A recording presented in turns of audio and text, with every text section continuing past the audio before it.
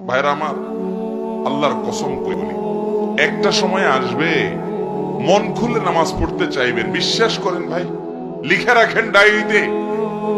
আপনাকে যদি আল্লাহ হায়াতে বাঁচিয়ে রাখেন, যুবক ভাইয়েরা, তরুণ ভাইয়েরা, একটা বয়স আসবে মনে চাইবে একটু রবকে মন খুলে সেজদা দেই, একটু লম্বা করে রুকু করি। পারবেন না, অসুস্থ হয়ে যাবেন, রোগবালায় ধরে ফেলবে। বাবারে, সে সময় আসবে না?